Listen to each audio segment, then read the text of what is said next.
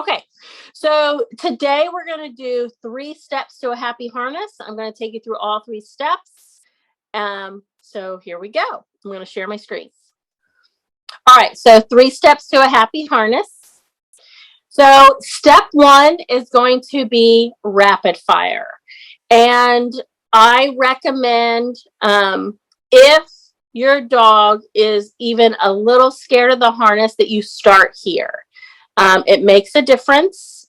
And I know it's going to seem like an easy exercise, but it's well worth it, okay? So what we're doing with our rapid fire is we are transferring food, the value of food, to the site of our harness, okay? So what I want the response from our dog is that they see the harness and they start thinking about food. That's what we want them to do. Some people start here where their dogs are running away. So even if your dog is not near you, you can throw food at them. All right. We actually have some members, Chris and Beckett. That's how she started today. Is she was actually throwing food to Beckett, but by step 3, he was able to put the harness on. So it makes a difference, and I recommend you do this step, okay? So how we're going to do it is you're going to start in neutral. Your hands can either be at your side or behind your back. You're going to show the harness, feed the dog. Show the harness, feed the dog. And you're going to rinse and repeat this until your dog thinks the harness is the best thing ever. So until they stop running away, until they stop avoidance, until there's going to be, you're going to have some behavioral marker that you're going to look at, and then you're going to be like, oh, they're starting to think this is okay. I don't care what position the dogs are in.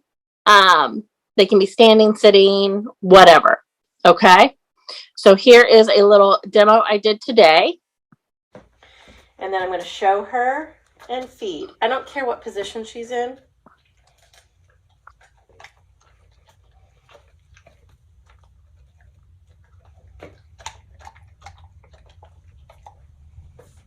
So I'm just showing her and feeding her. That's all I'm doing. I want her to see it and think about food.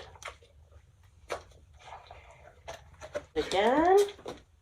So just showing and feeding. It's that simple. And then if I get good at it, good. I can maybe hold it out longer and move it closer to her. Good. Great. Nice job, sweetie. All right. So now we're going to counter condition the harness, okay? So traditionally, this is the step we're doing now, and how we're going to do it is what normally people do for harnesses. But what I have noticed in the past with some of the members that have asked help with this is that step 2 is not enough. You need step 1 and step 3 to really get the full effect. Doing just traditional counter conditioning is not enough. All right. So that's why I added a step 1 and a step 3 to this. And again, do not underestimate that rapid fire from step 1. All right, so how to do the thing. You're going to put the harness in one hand, and I want you to put food in the other, all right? And many of you have seen this done. Again, this is how most people do it. I want you to think of your hand as the Zen ball. So your dog's going to focus on your hand. They're going to know food is in your hand. And we're going to do some luring here. But think of your hand as the Zen ball. And you're going to put your hand with the food in it just in front of that harness opening where their head's going to pop through. And depending on where your dog is, your hand will either be in front of the harness, it'll be in the hole, or it'll be maybe through there, and you're going to have to just feed your dog for approaching. And then over time, bring your hand through the head hole so that your hand is more in front of the harness. You're going to feed the dog wherever your dog is at, and we need to use approximations to get the dog feeling comfortable, sticking their head through the harness. This part, step 2, is really dependent on the dog and the owner. This is where each of you have to kind of tailor your training plan. Some dogs are just further along than others. Some dogs are less scared than others. So it really just depends on where your dog is at. And then you have to build your approximations from there. So as I'm looking at you guys, I can kind of look to see where you guys are at. So here is, this is actually from Shannon and my session, I think last week or the week before, 2 weeks ago. Okay. Yeah. Nice. Good. So this is a great first approximation. Is she's just putting that harness, Aspen's just barely putting her nose through the harness.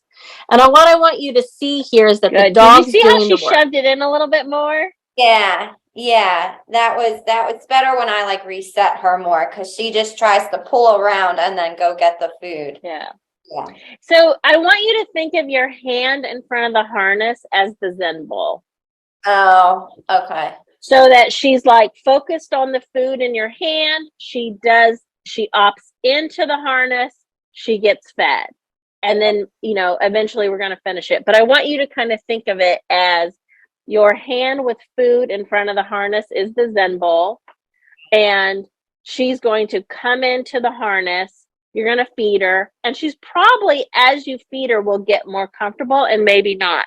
But I think that's what I want you to work on next, is you just holding it with your food. She shoves her head, you feed, and you see if she shoves it more. That's great. Okay. And then we'll kind of see. Naturally, it should happen as she shoves her head in. You're kind of able to let it go down a little bit while you're feeding her. Okay, so what I want to reiterate here is that I need your dog to do some of the work, okay? So if we're over facing the dogs or putting pressure on the dogs, they're going to back up. So I want you just to think about using the food and your placement of your hand, not your body pressure, to have your dog work more into the harness, okay? And this step, depending on each group, depending on what, each team and where your dog is at, you may be able to actually get it all the way down on the head, get it laid down on the back. And I would definitely encourage you to feed for also taking it off when you do your next set, okay? All right, so now I want to talk about step 3. And this is really the step that has helped a lot of people with dogs with problem harnesses. So it's your ready harness indication. And what I want you to do is think about when you are doing our last practice session, I want you to think about what your dog is doing to indicate that they are ready. All right. I want you to start making note of what your dog's posture is. Okay. So what is a ready indication? As you're going through step 1 and step 2, your dog will start to offer a natural indication that they are ready for the harness. All right. Wade was touching the harness during step 1. So that could be what he ends up doing. We'll see. During these steps, you and your dog are creating a 2-way dialogue, okay? You ask if your dog is ready, so you present the harness. That is your job first, is to present the harness. Your dog then is going to communicate whether you can proceed or not. So they will walk towards the harness, or they will touch the harness, or they will do a head dip, or they will stick their head in. There's going to be some indication that your dog is ready. And then you reply with your harness ritual. Examples of indications are dogs that stay still for the harness to be put on their head. A dog touches the harness, a dog dips their head. Okay, those are just examples, all right? So here is Zara. And you guys, when Zara and Lori started this, Zara literally hated the harness. Hated the harness. But us taking Zara through step 1, 2, and 3 really was helpful. All right. Somebody mute for me if you're not muted. Oops, sorry. That's okay. I literally didn't know I was on. Get dressed. Ready? So this is still. So good So she just stood girl. still. This is actually her PT person putting her harness on her. And this was at the beginning, or not at the beginning, but this was kind of earlier on in Zara's journey. And then this is now later in the journey where now she'll actually kind of touch the harness before Lori puts it on.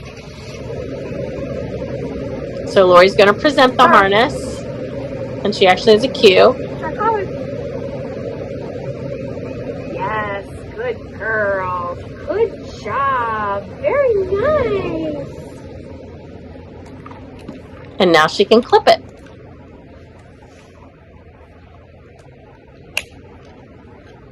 Good girl. Good job, Zara. Good girl. Here. Good girl. Okay. If you'd like to learn more about my signature program, Drummer Like a Boss, you can go to fourpausadrift.com/capital D, capital L, capital A, capital B. Thanks for joining me today. Happy grooming.